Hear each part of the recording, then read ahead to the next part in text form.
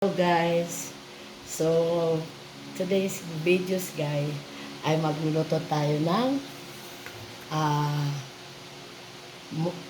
tawag dito ay butong sasama. So yung ingredients natin ay syempre yung ating coconut milk, kukumara, at syempre ang ating malakit at syempre ang ating panglahog na karne. It's adobo guys. Ayan. So, start na tayo guys sa paggawa ng botong. So guys, ito yung saging oh. Ito yung dahon ng saging. So, kinakailangan malapad. Or else naman, pwede po yung ganito. Ayan. Pwede yung ganito. Sa para talaga ito sa botong.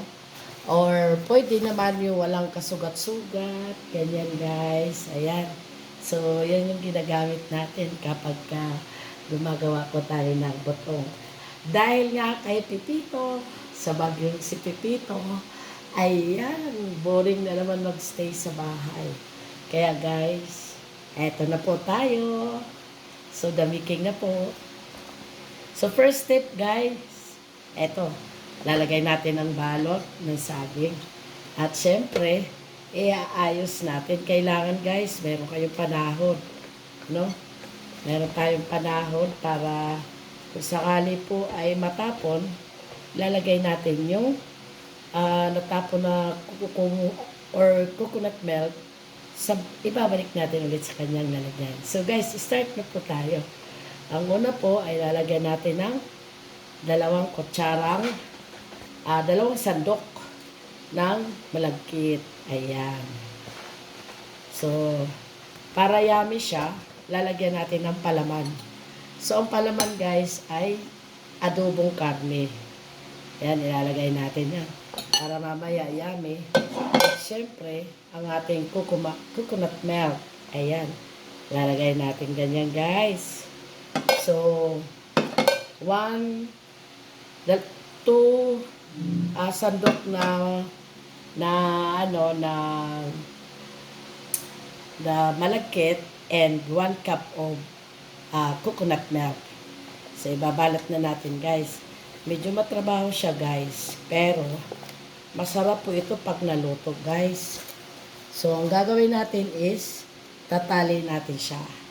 Ayan. So, pagkatali natin, ay ilalagay natin siya sa kaldero. Ayan.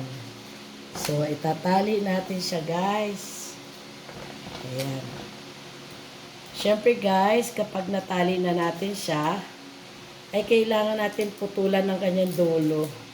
Kasi yung dulo po ay magiging matulis or mahaba. Kaya kailangan natin ng gunting, guys. Ayan. Puputulan natin, guys.